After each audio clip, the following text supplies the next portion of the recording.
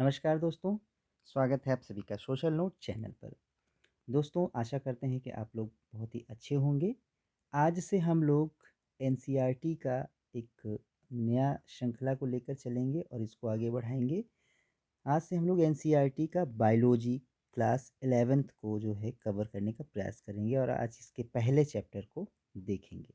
ठीक है दोस्तों, तो ये आपका कई जगह पर काम आएगा। जो भी एनसीईआरटी मतलब क्लास 11th के बच्चे हैं, पढ़ते हैं, साथ ही साथ तैयारी करने वाले जितने भी लोग हैं, सभी के लिए महत्वपूर्ण साबित होगा। तो आइए देखेंगे आज हम लोग इकाई 1 में क्या क्या देखेंगे। तो इकाई 1 के अंतर्गत देखिएगा, सिलेबस में दिया हुआ है जीव जगत में विविधता। जीव जगत में विविधता के अंतर्गत यहाँ पर जो चैप्टर नंबर 1 है उसमें जीव जगत के बारे में समझेंगे।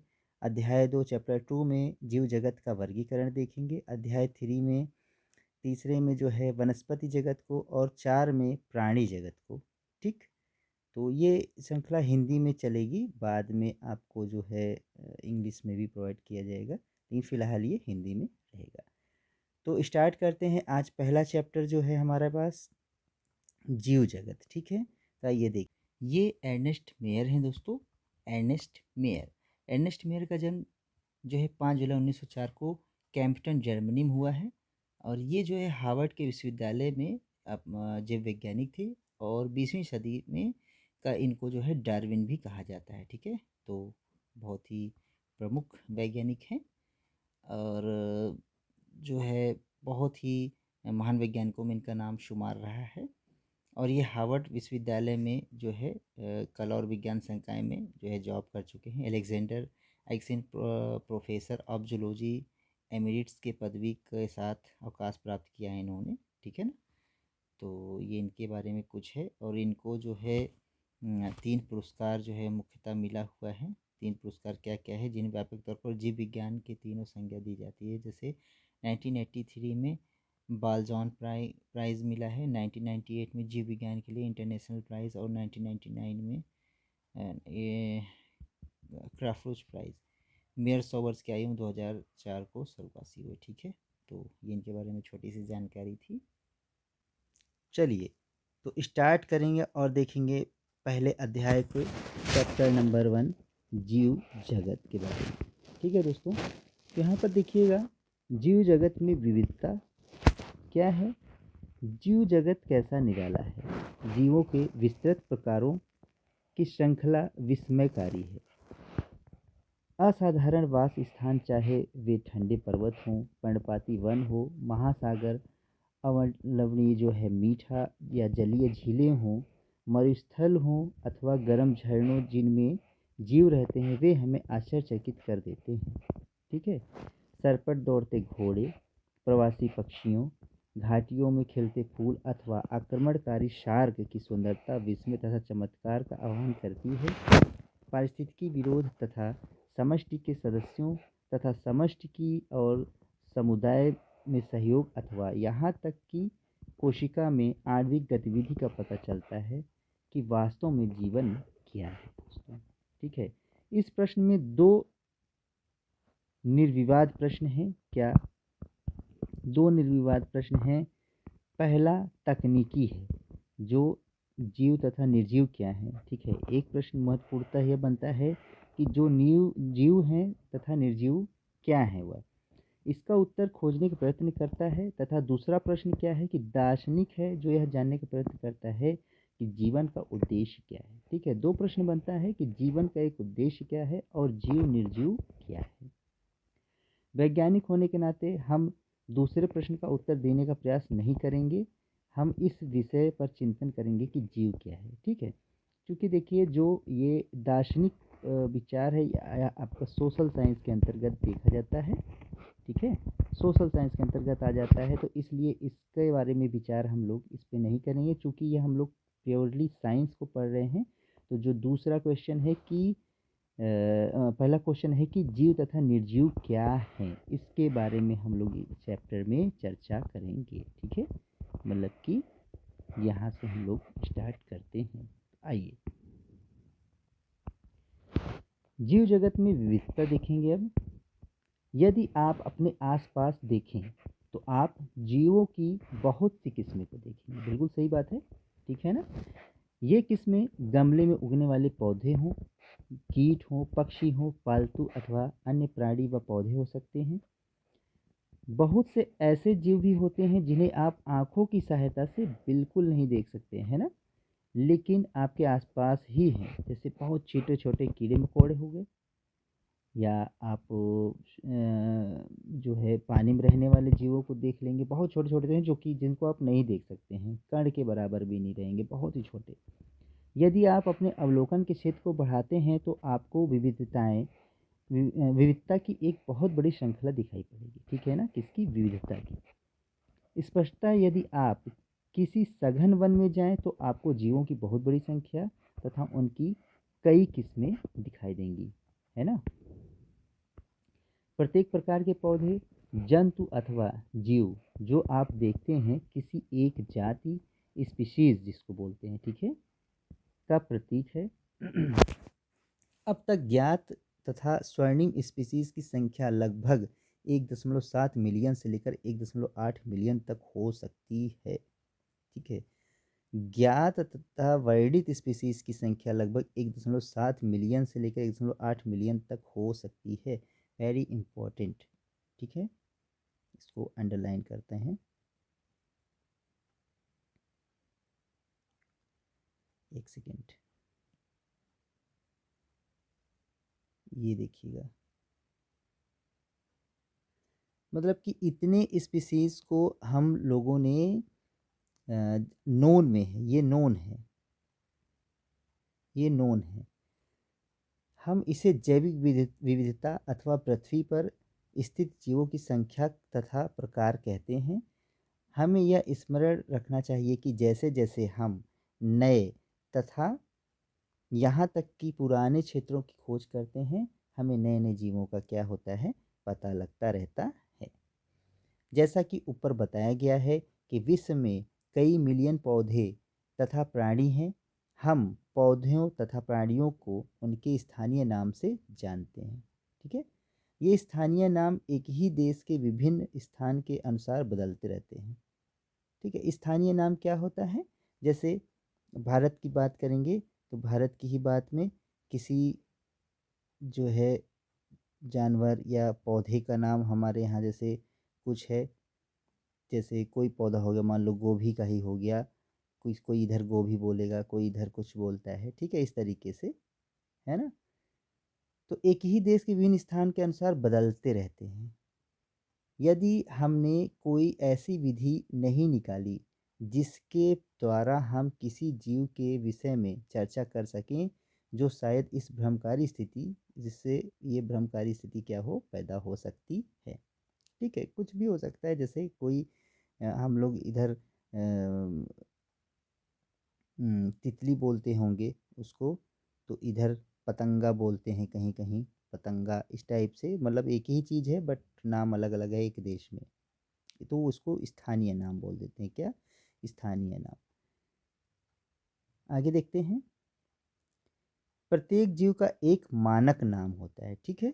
अब यहाँ से देखिए इंपॉर्टेंट है क्या, मतलब कि जैसे अब स्थानीय नाम है तो कई नाम हो जाएंगे, तो इस स्थिति में क्या है कि भ्रम हो सकता है, भ्रम पैदा हो सकता है। भ्रम का मतलब ये है कि उसको पढ़ा नहीं जा सकता, उसका अध्ययन नहीं किया जा सकता है, ठीक है ना, उसका स्टडी जो है मुश्किल हो जाएगा। तो इसलिए क्या बता रहे हैं कि प्रत्येक जीव का एक मानक नाम होता है, प्रत्येक जीव का एक मानक नाम होता है। इट्स वेरी इंपॉर्टेंट पॉइंट, जिससे वह उसी नाम से सारे विश्व में जाना जाएगा, जिससे वह उसी नाम से सारे विश्व में जाना जाएगा।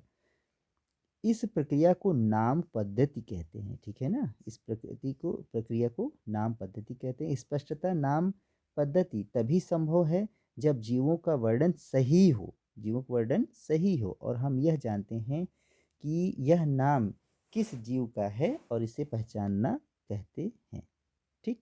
यहाँ तक समझ में आया होगा। Very important points note down भी करते चलिएगा। आगे देखते हैं। अध्ययन को सरल करने के लिए अनेकों वैज्ञानिकों ने प्रत्येक ज्ञात जीवों को वैज्ञानिक नाम देने की प्रक्रिया बनाई, ठीक है। इस प्रक्रिया को विश्व में सभी जीव वैज्ञानिकों ने स्वीकार किया है। पौधों के लिए वैज्ञानिक नाम का आधार सर्वमान्य नियम तथा कसौटी है। ठीक है, जो पौधे हैं उनके लिए वैज्ञानिक नाम का आधार सर्वमान्य नियम तथा कसौटी है। मतलब किसी पौधे को किस प्रजाति या क्या नाम दिया जाएगा, उसके लिए जो है जो सर्वमान्य नियम होंगे और जो कसौटीज़ होंगी, ठीक है, उसी मतलब जो रूल होंगे उसी पर आधारित करके उसका नाम, पौधों का नाम दिया जाता है। ठीक, जिनको इंटरनेशनल कोड ऑफ बॉनेटिकल नॉमक्लेचर ISBN में दिया गया है। ठीक है, ये इंपॉर्टेंट पॉइंट है, यहाँ से देखिएगा। पौधों के लिए वैज्ञानिक नाम का आधार सर्वमान्य नियम और कसौटी होते हैं, जिनके international code of botanical nomenclature ISBN में दिया गया है। ठीक है, कब यहाँ से क्वेश्चन बन सकता है कि ISBN से नाम जो है आता है पौधों के वैज्ञानिक नाम। ठीक है, आगे देखते हैं। आप पूछ सकते हैं कि प्राणियों के नामकरण कैसे किया जाता है। ठीक है, तो दो दो जगह हम लोग पढ़ रहे हैं, दो दो चीज़ों को पढ़ रहे हैं। जैसे कि एक तो पौधे हो गए, एक पौधे हो गए, और एक क्या हो गया, प्राणी हो गए। प्राणी तो पौधों के बारे में बता दिया गया है कि ISBN यहाँ पर नाम जो है इनका निर्धारित होता है। इनका जो एक सर्वमान्य नाम होगा, इनका जो मेन नाम होगा, यहाँ से निर्धारित होगा। लेकिन प्राणियों का कहाँ पर होगा, तो उसके बारे में बता रहे हैं कि प्राणी वर्गीकीविदों ने international code of zoological nomenclature ICZ जेन बनाया है। ठीक है, इनके बारे में कहाँ बनता है, ICZ जेन, मतलब इनकी स्पीसीज़, इनके बारे में जो है, जो इनका नेम का कल्चर है, ये सारी चीज़ें ICZ जेन में जो है निर्धारित होती हैं। तो ये दो बातें आपको यहाँ याद रखनी चाहिए, इसको नोट डाउन भी आप कर लीजिएगा। इसको हाईलाइट कर देते हैं।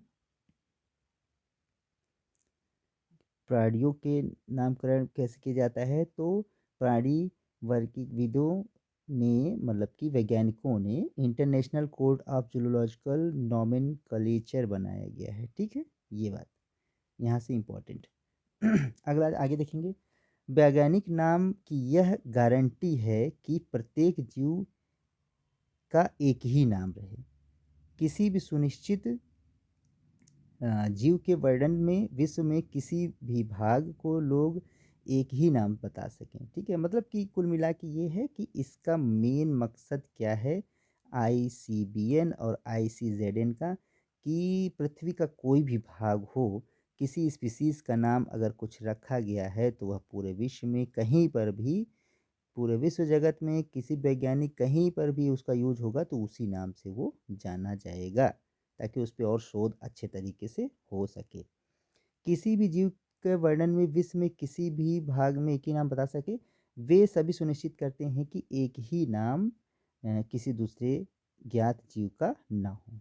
ठीक है ना, और यह क्या करते हैं कि यह सुनिश्चित करते हैं कि एक ही नाम किसी दूसरे ज्ञात जीव का ना हो। मतलब एक नाम पड़ गया है तो वह नाम दूसरे जीव का ना पड़े, तो यह निर्धारण कौन करता है, तो ये ICBN और ICZN। ठीक, तो यहाँ से देखिएगा, इतनी मोटी मोटी बातों को हम लोग देख सकते हैं। आइए आगे चलेंगे और समझते हुए चलेंगे। जीव विज्ञानी ज्ञात जीवों का वैज्ञानिक नाम देने के लिए सार्वजनिक मान नियमों का पालन करते हैं। प्रत्येक नाम के दो घटक होते हैं। देखिएगा, प्रत्येक नाम के क्या हैं, दो घटक होते हैं, एक वंश नाम तथा जाति संकेत पद। वंश नाम और जाति संकेत पद, इस प्रणाली को जिसमें दो नाम के दो घटक होते हैं उसे द्विपद नाम पद्धति कहते हैं। ठीक है ना, इस प्रणाली को जिसमें दो नाम के दो घटक होते हैं उसे द्विपद द्विपद नाम पद्धति कहते हैं, याद रखिएगा। ठीक है, जिसमें दो पद हों। इस नामकरण प्रणाली को कैरोसिल लीनियस ने सुलझाया था। ये इंपॉर्टेंट पॉइंट है, कैरोलस लीनियस ने। तो ये आप इंपॉर्टेंट कर लेंगे, एक सेकेंड। चलिए, तो प्रत्येक नाम के दो घटक होते हैं, ये इंपॉर्टेंट है। क्या क्या, वंश नाम और जाति संकेत पद। ठीक है? एक तो उसका वंश नाम होगा कि वो किस वंश से आया है, और फिर उसका जाति का संकेत कि वो किस जाति या किस कैटेगरी का हैगा, ठीक है? इस प्रणाली में जो 2 नाम के घटक उसे द्विपाद पद्धति, और इसको क्या बोलते हैं? द्विपाद पद्धति कहते हैं, ठीक है? और इस नामकरण प्रणाली को किसने सुलझाया था? इस नामकरण प्रणाली को कैरोलस लीनियस ने। ये इम्पोर्टेंट है, यहाँ से इसको आप लोग लिख के चलिएगा, आगे देखेंगे। इसका उपयोग जो है सारे विश्व के जीव वैज्ञानिक करते हैं। 2 शब्दों वाले नामकरण प्रणाली बहुत सुविधाजनक है, ठीक है ना? 2 शब्दों वाले जो नामकरण प्रणाली है बहुत सुविधाजनक है।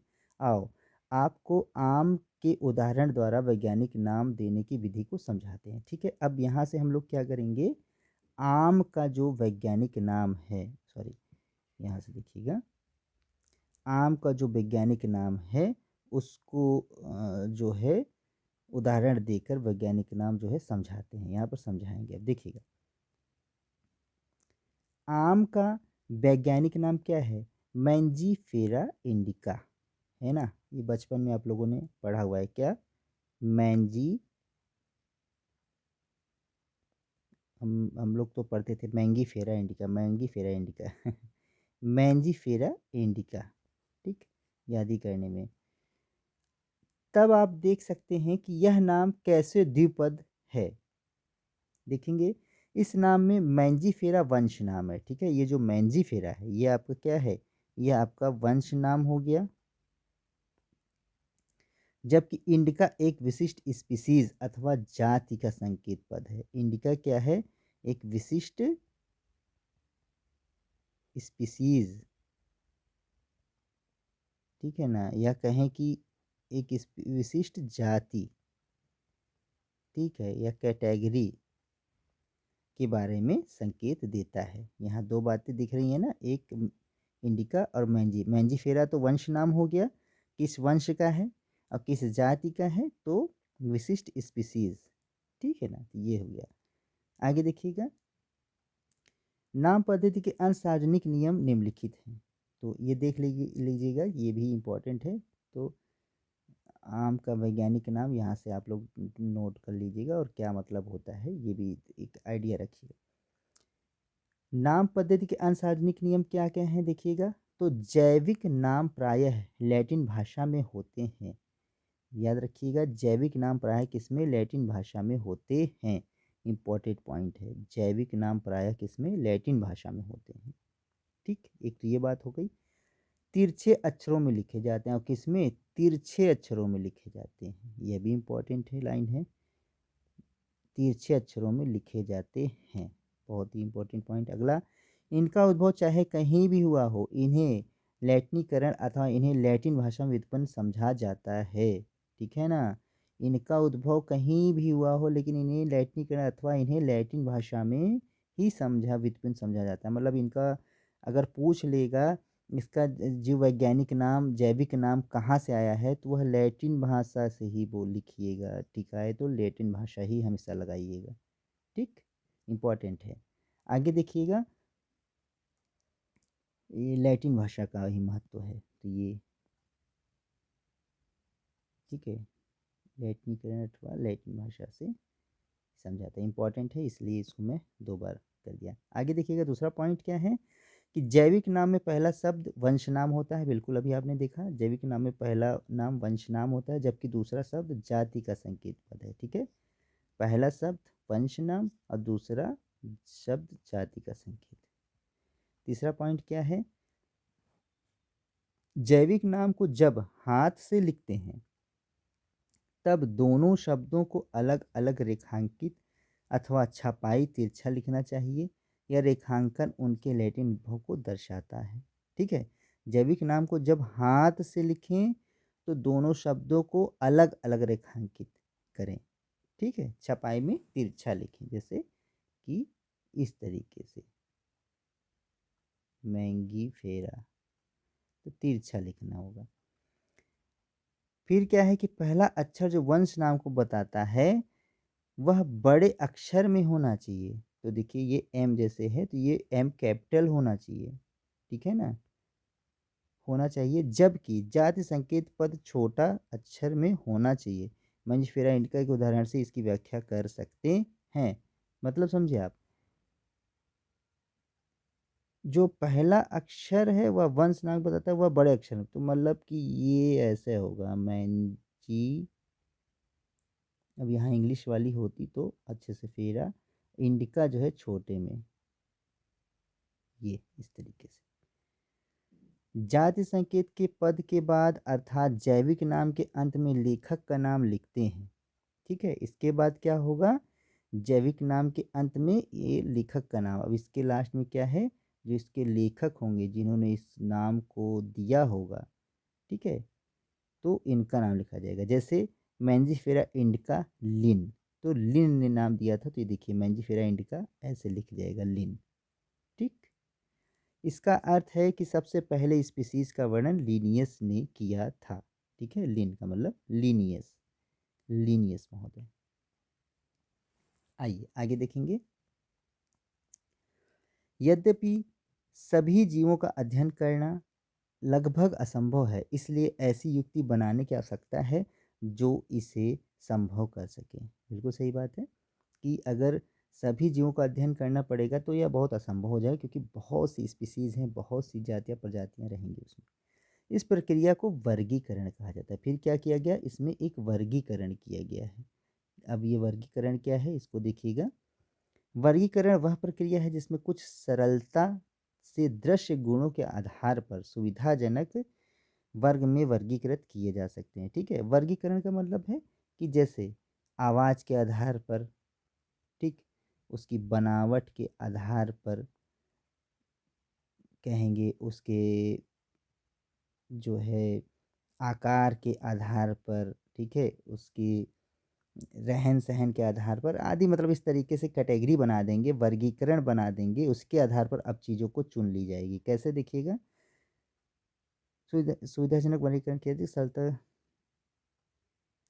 उदाहरण के लिए देखिएगा, उदाहरण के लिए यहाँ पर क्या दिया है कि पौधों हम प्राणियों और पौधों अथवा प्राणियों और कुत्ता, बिल्ली अथवा कीट को सरलता से पहचान लेते हैं। ठीक है, हम लोग क्या करते हैं कि पौधों को, प्राणियों को, कुत्ते को, बिल्ली को अथवा कीटों को हम लोग क्या करते हैं, सरलता से पहचान लेते हैं। जैसे ही हम इन शब्दों का उपयोग करते हैं, उसी से हमारे मस्तिष्क में इन जीवों के कुछ ऐसे गुण आ जाते हैं जिससे उनका उस वर्ग से संबंध होता है। ठीक, जब आप कुत्ते के विषय में सोचते हो तो आपको मस्तिष्क में क्या प्रतिबिंबित बनता है, तो स्पष्टता आप कुत्ते को ही देखेंगे कि बिल्ली को। ठीक है, जब कुत्ते के बारे में सोचेंगे तो आप कुत्ते को ही देखेंगे, है ना, न कि बिल्ली को, क्योंकि कुत्ता अलग है और बिल्ली अलग है। ठीक है, समझ में आ रही बात। तो कहने का मतलब ये है कि अगर आप कुत्ते के विषय में सोचेंगे तो आपको स्पष्टता क्या है, कुत्ता ही दिखाई देगा, ना कि बिल्ली, क्योंकि हम कुत्ते और बिल्ली को बहुत ही अच्छे तरीके से जानते हैं, देखे हैं, उनका वर्गीकरण। जैसे हमको कुत्ते की आवाज़ अगर हम सुन लेंगे तो बता देंगे ऐसे ही कि हाँ वो क्या है, वो डॉग है, वह कुत्ता है, और बिल्ली की आवाज़ सुनेंगे तो बोल देंगे कि वह बिल्ली है ना। अब यदि एल शेशियन के विषय में सोचें तो हमें पता लगता है कि हम किसके विषय पे चर्चा कर रहे हैं। एल शेशियन,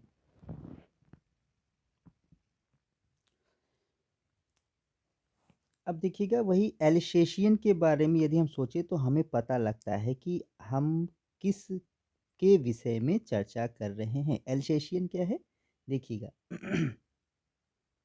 एल्सेशियन दोस्तों, एल्सेशियन जर्मन शेफर्ड डॉग है ना, ये देखिए जर्मन शेफर्ड डॉग है ये देखिएगा, डॉग की ब्रीड है एक एल्सेशियन जिसको बोलते हैं, एल्सेशियन वर्सेस जर्मन शेफर्ड। ठीक है, एल्सेशियन ये, ठीक है, तो मतलब कि एक कुत्ते की प्रजाति के बारे में बात हो रही है कुल मिलाकर।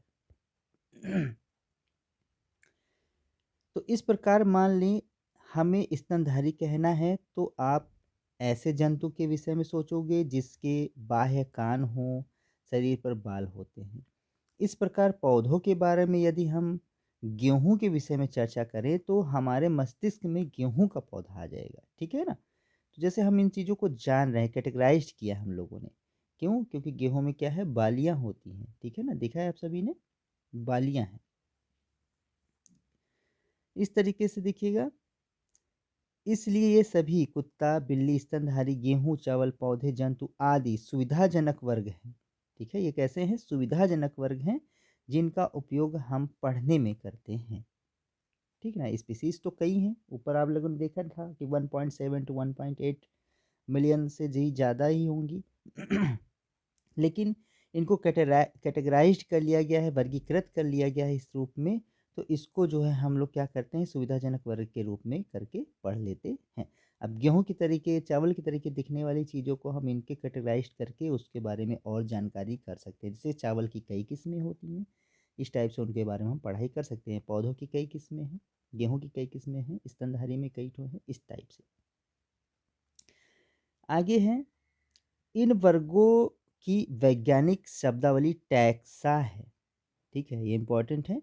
इन वर्गों की वैज्ञानिक जो शब्दावली है वह क्या है? टैक्सा है, इम्पोर्टेंट है, लिखिएगा। यदि यहाँ आपको स्वीकार करना चाहिए कि टैक्सा विभिन्न स्तर पर सही वर्गों को बता सकता है। ठीक है ना? जो मतलब उपयोग किया जाता है इस शब्द के लिए, तो वो टैक्सा शब्द है। और टैक्सा क्या करता है? विभिन्न स्तर पर सही वर्गों के बारे में बता सकता है। पौधा भी एक टैक्सा है, ठीक है? गेहूँ भी एक टैक्सा है। इसी प्रकार जंतु, स्तनधारी, कुत्ता सभी क्या है? टैक्सा हैं। लेकिन क्या आप जानते हैं कि कुत्ता एक स्तनधारी और स्तनधारी प्राणी है, ठीक है? कि कुत्ता एक स्तनधारी और स्तनधारी प्राणी है, इसलिए प्राणी, स्तनधारी और कुत्ता विभिन्न स्तरों पर टैक्सा को बताता है, ठीक है ना? आगे, इसलिए गुणों के आधार पर सभी जीवों को विभिन्न टैक्सा में वर्गीकृत कर सकते हैं। इसलिए गुणों के आधार पर सभी जीवों को विभिन्न टैक्सा में वर्गीकृत कर सकते हैं। गुण जैसे प्रकार हो गया, रचना हो गई उसकी, कोशिका की रचना हो गई उसकी, विकासीय प्रक्रम हो गया उसका, जीव के पास की सूचनाएं आवश्यक हैं। और ये आधुनिक वर्गीकरण अध्ययन के आधार पर हैं। ठीक है, अभी मैंने ऊपर बताया था ना कि आकार हो गया उसका, ढेर सारी चीज़ें, बोलना जो है, और भी चीज़ें। इसलिए विशेषीकरण, पहचान या बोलेंगे अभिज्ञान, वर्गीकरण तथा नाम पद्धति आदि ऐसे प्रक्रम प्रणाली है जिन जो वर्गीकी या वर्गीकरण विज्ञान के आधार हैं। वर्गीकी या वर्गीकरण विज्ञान के आधार हैं। ठीक है ना?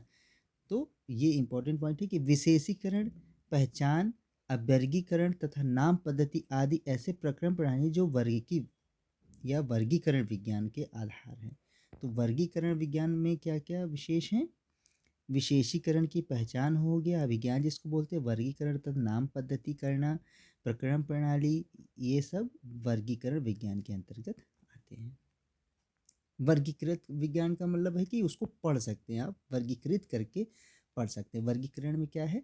सरलता से उस चीज़ के बारे में, उस पौधे के बारे में, कीट के बारे में, जीव के बारे में क्या किया जा सकता है? अध्ययन किया जा सकता है। तो यहाँ पर वर्गीकरण एक शब्द बहुत बड़ा है, ठीक है ना? वर्गीकरण, तो वर्गीकरण के आधार पर क्या है? विज्ञान की जो है क्या किया जा रहा है? पढ़ा जा रहा है या स्टडी की जा रही है। ठीक है ना? वर्गीकरण के आधार पर क्या उसको सरल बनाया गया, सरल करके उसको क्या है, उसको वैज्ञानिक तरीके से उसके बारे में क्या है, जांच की जाएगी। ठीक है, जांच या स्टडी की जाएगी। समझ रहे बात? यही मतलब है। आगे देखिएगा, वर्ग की कोई नई नहीं है।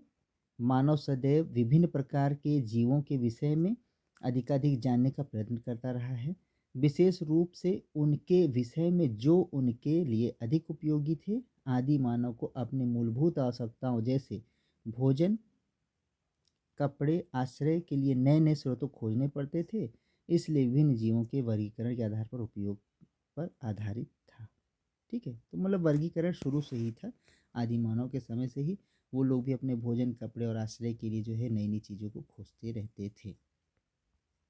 आगे देखेंगे, काफ़ी समय से मानव विभिन्न प्रकार के जीवों के विषय में जानने और उनके विविधता सहित उनके संबंध में रुचि लेता रहा है। अध्ययन की इस शाखा को वर्गीकरण पद्धति कहते हैं, है ना। मतलब कि उनके जीवों को जानने के विषय में जो रुचि रखते हैं, उसको क्या बोलते हैं, अध्ययन की इस शाखा को वर्गीकरण पद्धति या सिस्टेमैटिक्स कहते हैं। ठीक है, और सिस्टेमैटिक्स शब्द लैटिन भाषा के सिस्टेमा से आया है, जिसका अर्थ क्या है, जीवों को नियमित व्यवस्था। ठीक, ये आप लोग इसको हाईलाइट कर लेंगे। अध्ययन की इस शाखा को वर्गीकरण पद्धति सिस्टेमैटिक्स कहते हैं। सिस्टेमैटिक्स लैटिन भाषा के सिस्टेमा से आया है, जिसका अर्थ क्या है, जीवों को नियमित व्यवस्था या अध्ययन। समझ रहे बात, जीवों को विविध तरीके से, विविधता के तरीके से उसको समझना। लीनियस महोदय, ठीक है, लीनियस ने अपने पब्लिकेशन का टाइटल सिस्टेमा नेचर चुना। क्या, सिस्टेमा नेचर चुना। वर्गीकरण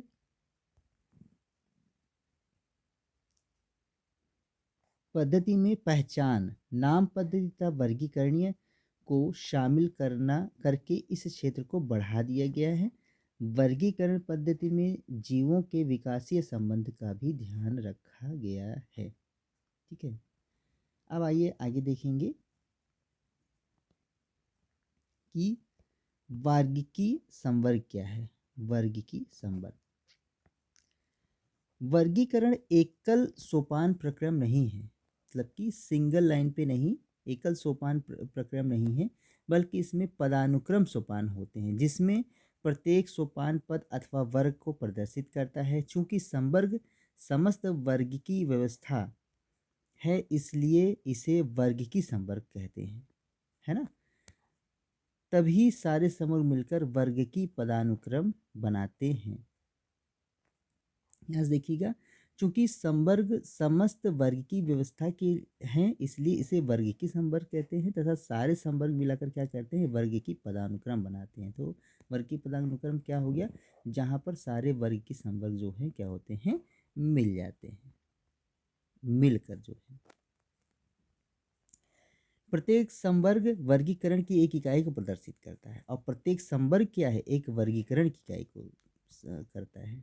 ठीक है, मतलब कि वर्गीकरण की क्या, देखिए वर्गीकरण अभी आपने ऊपर देखा, ठीक है ना, वर्गीकरण की इकाई, और ये किसको प्रदर्शित करता है, वर्गीकरण इकाई को। कौन, वर्गीकी संवर्ग, वर्गीकी संवर्ग। और वर्गीकी संवर्ग जब मिल जा रहे हैं, तो वो क्या कर रहे हैं, वर्ग की पदानुक्रम बना दे रहे हैं, वर्ग की पदानुक्रम। इसको ऐसे ही याद रखिएगा, कभी कुछ आएगा तो समझ में आएगा। अब देखिएगा, एक वर्गीकरण की एक इकाई को प्रदर्शित कर, वर्गीकरण की इकाई को, एक इकाई को प्रदर्शित करता है। जो ये वर्गीय संवर्ग है, उसकी एक इकाई को प्रदर्शित करता है। वास्तव में यह पद यह दिखाता है कि इसे प्रायः वर्गक टैक्सॉन कहते हैं, इसे प्रायः वर्गक या टैक्सॉन कहते हैं। मतलब इसको क्या बोलते हैं, टैक्सॉन, इसको बोलते हैं टैक्सॉन या वर्गक। ठीक, कि यह वर्गीकरण की एक इकाई को बता रहा है ना। ये सारी चीजें आगे,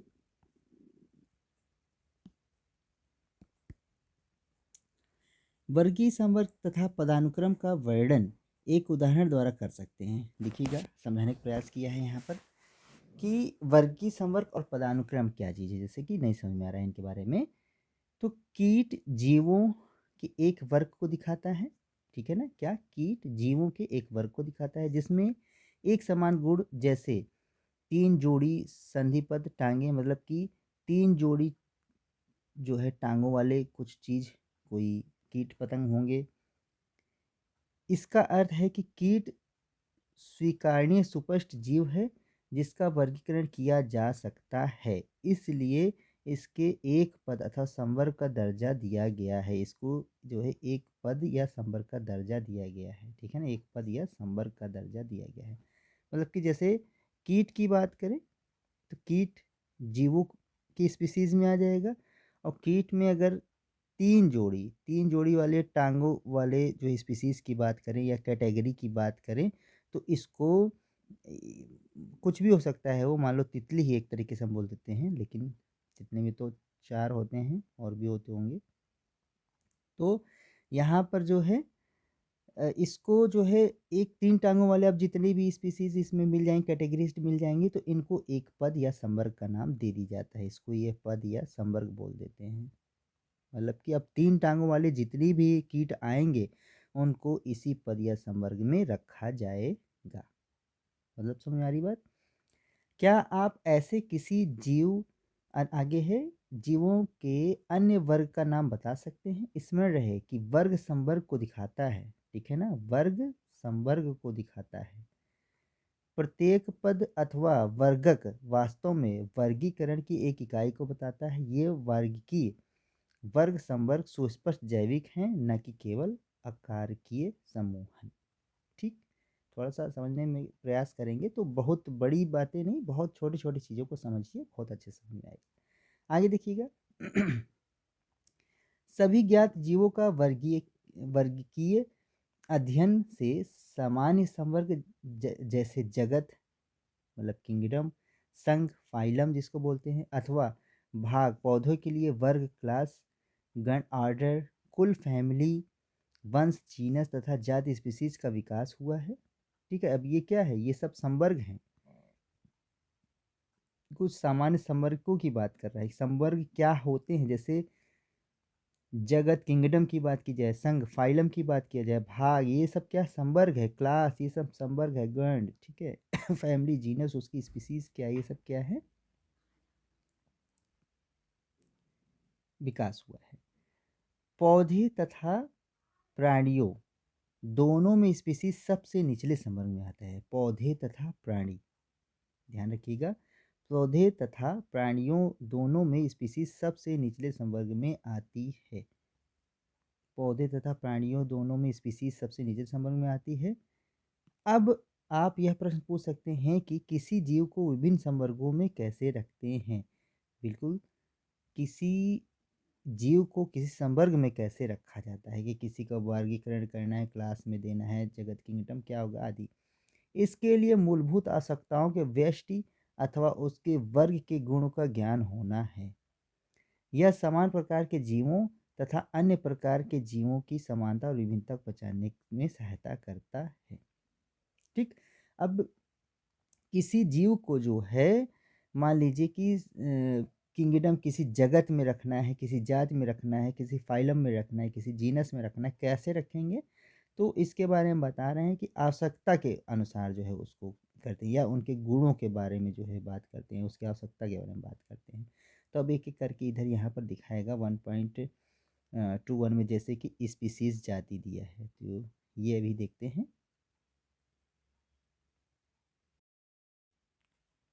अब बात करेंगे हम लोग स्पीसीज या जाति की, ये क्या होता है, आइए देखते हैं। वर्ग की अध्ययन में जीवों का वर्ग जिसमें मौलिक समानता होती है, ठीक है ना, स्पीसीज, उसे क्या कहते हैं? स्पीसीज। जिसमें क्या हो? मौलिक समानता हो, उसको स्पीसीज कहेंगे। हम किसी भी स्पीसीज को उसमें समीपस्थ संबंधित स्पीसीज से उसके आकारकीय विभिन्नता के आधार पर उन्हें एक दूसरे से अलग कर सकते हैं। मतलब उनके आकार के आधार पर उसको क्या करेंगे? एक दूसरे से अलग कर सकते हैं। हम इसके लिए जैसे मैंजीफेरा इंडिका यानी आम, सोलेनम ट्यूबरोसम यानी कि आलू, पैंथरा लियो शेर के उदाहरण लेते हैं। ठीक है, अब इसके आकार के आधार पर इनको क्या है? अलग किया जा सकता है।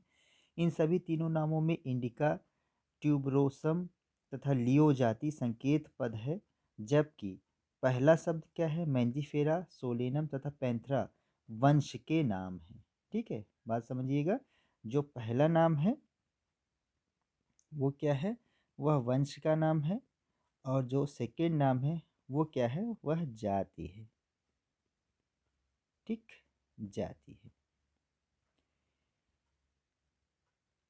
और यह टैक्सा अथवा संवर्ग को निरूपित करते हैं। यह टैक्सा अथवा संवर्ग मतलब कि जो है इसको टैक्सा बोलते हैं या संवर्ग बोलते हैं। इसको टैक्सा या क्या कहेंगे, संवर्ग। अब पूछेगा टैक्सा संवर्ग क्या होता है, तो आपको ये ध्यान रखना है। प्रत्येक वंश में एक अथवा एक से अधिक जाति संकेत पद हो सकते हैं, है ना। प्रत्येक वंश में एक अथवा एक से अधिक जाति पद हो सकते हैं जो विभिन्न जीवों जिनमें आकारिकीय गुण समान हों को दिखाते हैं। उदाहरण के लिए पैंथरा में एक अन्य जाति संकेत पद है जिसे टिग्रिस भी कहते हैं। मतलब कि एक ही तरीके के हो सकते हैं दो ठो। पैंथरा में एक अन्य जाति संकेत जिसे टिग्रिस भी कहते हैं। सोलेनम में वंश में नाइग्रिम और मेलांजेना भी आते हैं। मानव की जाति सेम्पियंस होती है, होमो वंश में आता है, इसलिए मानव का वैज्ञानिक नाम होमो सेम्पियंस है। ठीक है, क्या है, होमो होमो सेपियंस। अब यहाँ पर होमो क्या हो गया, वंश, और सेपियंस क्या हो गया, जाति कहेंगे। ठीक है। आगे देखेंगे कि वंश और जीनस क्या है। वंश और जीनस के बारे में समझते हैं। वंश में संबंधित स्पीसीज एक वर्ग आता है।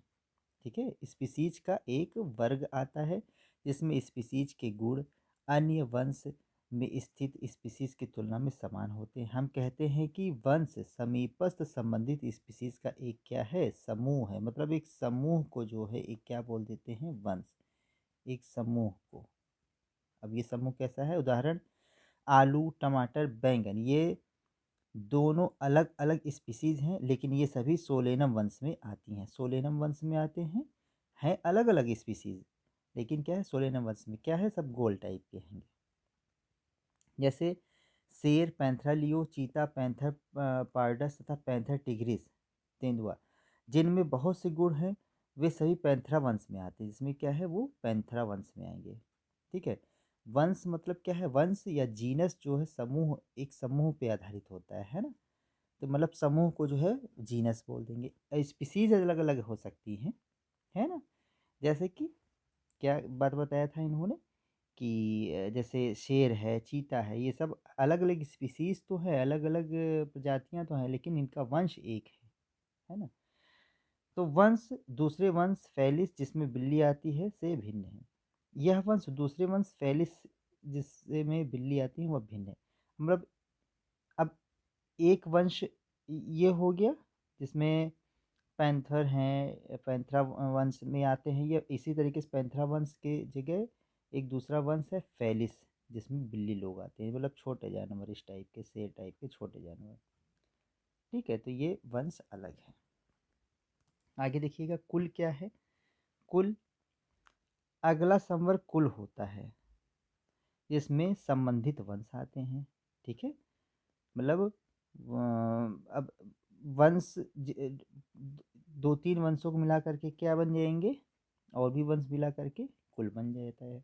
वंश स्पीसीज की तुलना में कम समानता प्रदर्शित करते हैं। मतलब इसमें समानता क्या है, स्पीसीज में समानता अधिक होती है।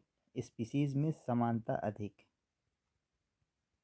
इसमें समानता अधिक किसमें, वंश, वंश स्पीसीज में, वंश स्पीसीज में समानता अधिक होगी, लेकिन कुल में क्या है, समानता कम।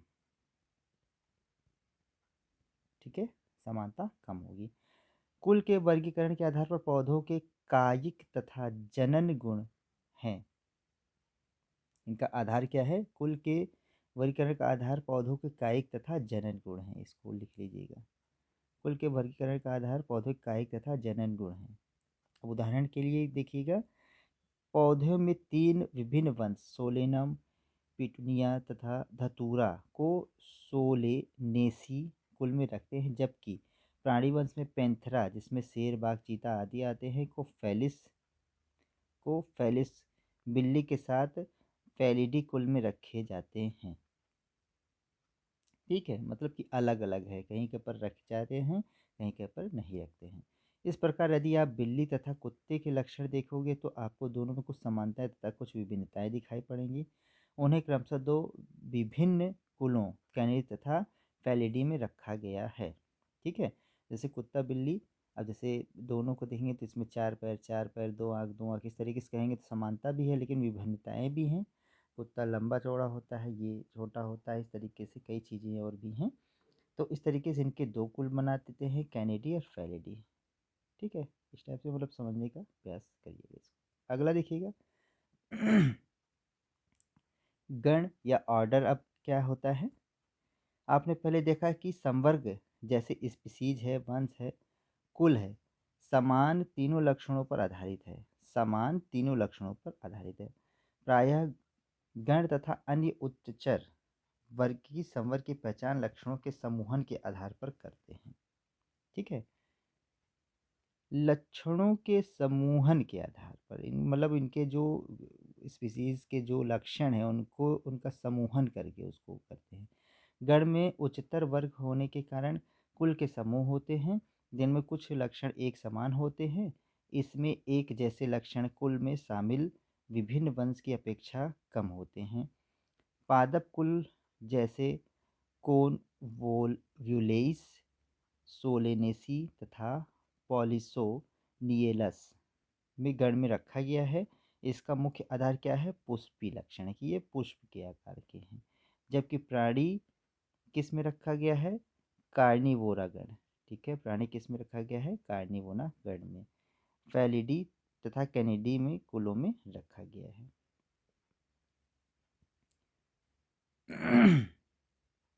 आगे आता है आपका वर्ग या क्लास, क्या चीज़ है देखिएगा। इस संवर्ग में संबंधित गण आते हैं। उदाहरण प्राइमेटा गण जिसमें बंदर, गोरिल्ला तथा गिब्बन आते हैं। कार्निवोरा गण जिसमें बाघ, बिल्ली, कुत्ता आते हैं को मैमेलिया वर्ग में रखा गया है। इसके अतिरिक्त मैमेलिया वर्ग में अन्य गण भी आते हैं। ठीक है, मैमेलिया वर्ग में अन्य गण भी आते हैं। इसके बाद है संघ या फाइलम किसे बोलते हैं। वह वर्ग होता है जिसमें जंतु, ठीक है, जिसमें मछली है, उभयचर, सरीसृप, पक्षी, स्तनधारी आते हैं। अगले उच्चतर संवर्ग जिसमें संघ कहते हैं का निर्माण करते हैं। इन सभी को एक समान गुणों जैसे पृष्ठरज्जु जिसको बोलते हैं नोटोकॉर्ड तथा पृष्ठीय खोखला तांत्रिक तंत्र होने के आधार पर कॉर्डेटा संघ में रखा गया। किसमें, कॉर्डेटा संघ में रखा गया है। पौधों में इन वर्गों में कुछ ही एक समान लक्षण होते हैं को उच्चतर संवर्ग भाग या डिवीजन में रखा गया है। ठीक है, अभी देखेंगे इसको। अब सबसे बड़ा जो उच्चतर भाग आ रहा है वह उसको बोलते हैं जगत या किंगडम। देखिएगा, जंतु के वर्गीय तंत्र में विभिन्न संघों के सभी प्राणियों को उच्चतम संवर्ग जगत में रखा गया है, जबकि पादप जगत में विभिन्न भाग डिवीजन के सभी पौधों में रखा गया है। विभिन्न संघों के सभी प्राणियों को एक अलग जगत एनिमिलिया में रखा गया है जिसमें कि उन्हें पौधों से अलग किया जा सके।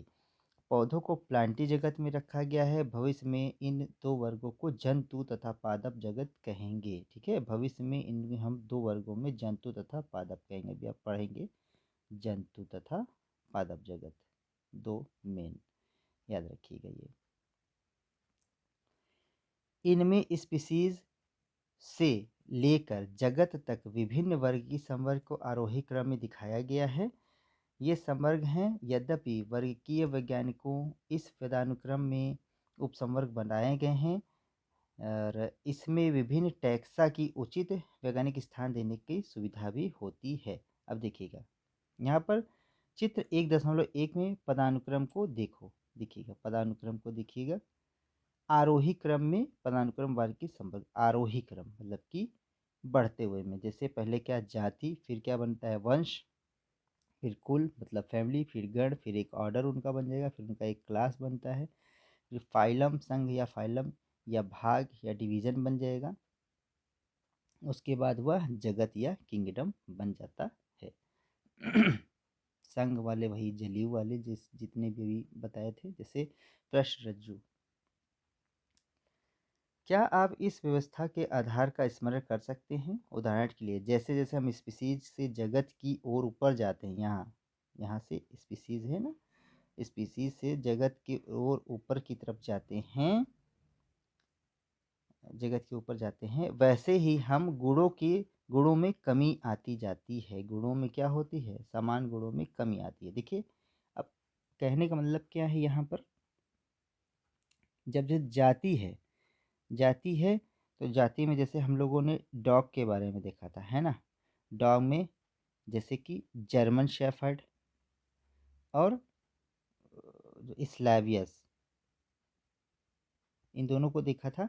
ये डॉग की प्रजातियों में इनमें समानता अधिक थी।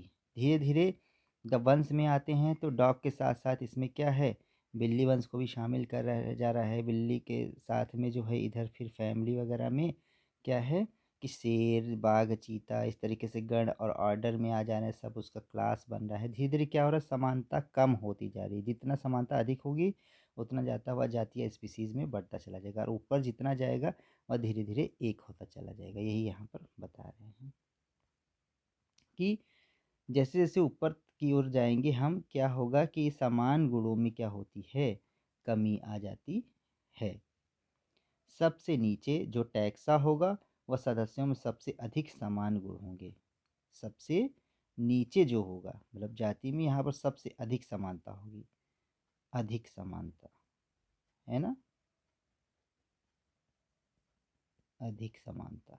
ऊपर होगी सबसे कम समानता। और जैसे जैसे उच्चतर संवर्ग की ओर जाते हैं उसी स्तर पर अन्य टैक्सा के संबंध निर्धारित करने के लिए कठिन हो जाता है। अब जैसे जैसे ऊपर जाएगा तो फिर क्या है कि वहाँ पर ये कठिनाई होती चली जाती है कि यह किस जाति का है, कुल का है, गण का है, फैमिली का है, ये सब चीज़। इसलिए वर्गीकरण की समस्या और भी क्या होती है, जटिल हो जाती है। फिर देखिएगा तालिका 1.1 में कुछ सामान्य जीवों जैसे घरेलू मक्खी, मानव, आम तथा गेहूं के विभिन्न वर्गीकी संवर्गों को दिखाया गया। देखिएगा, देखते हैं वर्गीकी संवर्ग। देखिएगा यहाँ पर क्या दिया है। नाम दिया है मानव। इनका जैविक नाम क्या है मानव का? होमो सेपियंस। ठीक है ना, क्या नाम है? होमो सेपियंस। वंश क्या है इनका? होमो। देखिए पहला क्या होता है, वंश होता है ना, बताया था। पहला वंश होगा और दूसरा जो है उसका क्या हो जाएगा, स्पीसीज हो जाएगा या जाति हो जाएगी, तो होमो वंश। और कुल क्या है इनका? होमिनिडी है। गण क्या है इसका? प्राइमेट। फिर वर्ग मेमेलिया, फिर संघ या भाग कॉर्डेटा। संघ या भाग क्या हो जाएगा? कॉर्डेटा। इस तरीके से घरेलू मुखी का तो मस्का डोमेस्टिका जैविक नाम हो गया इसका। मस्का क्या हो जाएगा? पहला, तो यानी कि इसका क्या हो गया? वंश। और कुल क्या है? म्यूसिडिटी है। गण क्या है? डिप्टेरा है। वर्ग क्या है? इंसेक्टा है। संघ या भाग आर्थोपेडा हो जाएगा। इसी तरीके से आम के बारे में देखिएगा। आम क्या है? मैंजीफेरा इंडिका इसका जैविक नाम है या साइंटिफिक नेम। जिसमें मैंजीफेरा क्या हो गया? इसका फर्स्ट नाम, यानी कि क्या हो जाएगा? वंश। और एनॉक डीएसी इसका कुल हो गया। और गण क्या है? सेपिंडेल्स। और इसका वर्ग क्या है? डाइकोटिलिडनी। और संघ या भाग एंजियोस्पर्मी। ठीक है ना, तो ये सब ध्यान रखिएगा। गेहूं के बारे में ट्रिटिकम एस्टिवम, क्या जैविक नाम इसका? तो ट्रिटिकम क्या हो जाएगा? वंश। पोएसी इसका कुल हो गया। पोएलस इसका गण हो गया। मोनोकोटिलिडनी जो है इसका वर्ग हो गया। एंजियोस्पर्मी इसका क्या हो गया? भाग या संघ हो गया। देखिए अब आम और गेहूं एक ही संघ और भाग में है, क्योंकि ये सबसे मतलब बड़े। अब यहाँ पर वर्गीकरण करना क्या है? कठिन है। यहाँ पर वर्गीकरण ना कठिन है। और यहाँ पर जो है वंश में, यहाँ पर वर्गीकरण, यहाँ पर समानता अधिक, समानता अधिक, यहाँ पर क्या है, समानता कम। अब समानता कम होगी तो इसलिए क्या है, एंजियोस्पर्मी एंजियोस्पर्मी दोनों में दिखा दिया गया। संघ या भाग, ये वाले में देखिए ऊपर जैसे जैसे जाएंगे तो संघ या भाग ये है ना, संघ या भाग, तो यहाँ पर क्या हो जा रहा है, कम से कम जो है समानता दिखेगी। और नीचे जब जाति पे रहेंगे, स्पीसीज पे रहेंगे या वंश पे रहेंगे तो क्या है, अधिक समानता पाई जा रही है। तो वंश में देखिए यहाँ वंश है, तो वंश में जो है दिखा दे रहा है मैंजीफेरा है और टिटिक्रम है, तो इसका नाम हम स्पेसिफाइड कर दिए। ठीक, आइए अब इसके आखिरी चरण में चलते हैं और देखते हैं।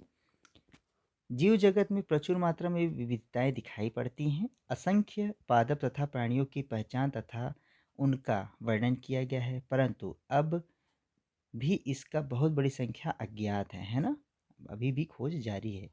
जीवों के एक विशाल परिसर को आकार, रंग, आवाज़, शरीर, क्रियात्मक तथा आकार के लक्षणों के कारण हमें जीवों की व्याख्या करने के लिए बाधित होना पड़ता है।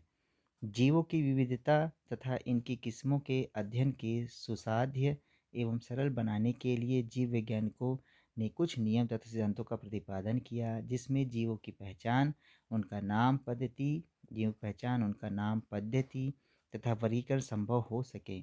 ज्ञान की शाखा को वर्गीकीय नाम दिया गया है। ठीक है ना, पादपों तथा प्राणियों के विभिन्न स्पीसीज का वर्गीकी अध्ययन कृषि, वानिकी और हमारे जैव संसाधन में भिन्नता के सामान्य ज्ञान के लिए लाभदायक सिद्ध हुए हैं। वर्गीकी के मूलभूत आधार जैसे जीवों की पहचान, उनका नामकरण तथा उनका वर्गीकरण विश्वव्यापी रूप में अंतर्राष्ट्रीय कोड के अंतर्गत विकसित किया गया है। समरूपता तथा विभिन्नताओं के आधार मानकर प्रत्येक जीव को पहचाना गया है तथा उसे द्विपद नाम दिया गया है। सही वैज्ञानिक तंत्र के अनुसार द्विपद नाम पद्धति जीव वैज्ञानिक नाम से दो शब्दों से मिलकर बना होता है, दिया जा सकता है। ठीक है, दो पद से बना है, जैसे मैंजीफेरा इंडिका। जीव वर्गीकरण तंत्र में अपने स्थान को प्रदर्शित करता है।